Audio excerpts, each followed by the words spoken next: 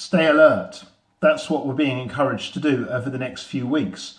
But what are we being told to stay alert to? To the virus, whose unseen presence can only be detected if we stay alert. In today's gospel, Jesus is encouraging his disciples also to stay alert, not to an invisible virus, but to the unseen presence of what he calls his Spirit of Truth, the advocate, or what's generally known to us as the Holy Spirit. Similar to a virus, this Spirit moves in mysterious ways. But unlike the virus, it only moves in good ways. As we know, Jesus' disciples are, like us, preparing to emerge from lockdown. As I said before, their lockdown is very much a self-imposed lockdown of fear. Ever since Jesus' death and resurrection, they have not felt able to face the world. But now the time has come for them to begin to venture outside. And like with us, it's not entirely risk-free. They're going to have to make some careful choices.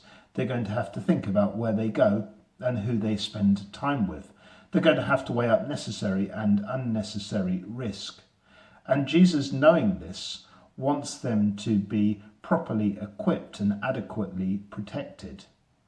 Over the last few weeks, since Jesus' resurrection, he has been effectively holding the disciples' hands, but now he is sending them out, apparently alone.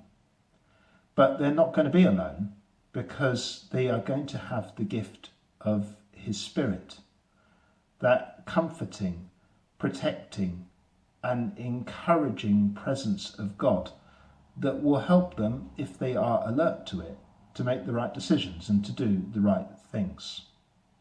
For us, as we prepare to emerge from lockdown into a world that might seem to us much more uncertain, we too need that same Holy Spirit. We too need the presence of the one whose very purpose is to help us to do the right thing in the dilemmas and the decisions that we face. Yes, there are rules and guidelines that we can and must follow, but ultimately the choice of what is best for ourselves and for our families has to be up to us. And that doesn't make it any easier. We really need that Spirit, but where can we find it? Sometimes we can think that that Spirit of God is up there and out there.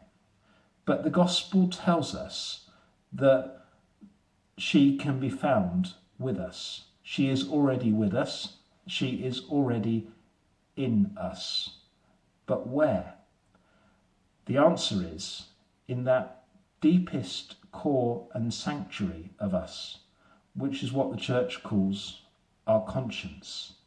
It's that part of us that helps us to discern what is the right thing and the wrong thing to do. Our conscience is not to be confused with the part of us that tells us how bad we are. That is not our conscience. And nor is it to be confused with the part of us that we use to justify ourselves when we do things that we know to be wrong. That's not our conscience either. No, our conscience is that place, that interior castle in each of us where the Holy Spirit dwells. And it's not that hard to find. So next time you face a difficult dilemma or a hard decision, turn to the Holy Spirit. Invite her to enlighten your heart and mind. Open up to her your deepest fears and desires about the situation or the choice that you face, and ask the Holy Spirit to help you to make the right choice. And once you've made that choice, ask her to give you the courage to stay on the path that you have chosen. Now that path will sometimes lead through difficulty, but for the one who trusts in the Holy Spirit and follows her promptings in their heart, then they don't need to be afraid because they're never alone. So stay alert.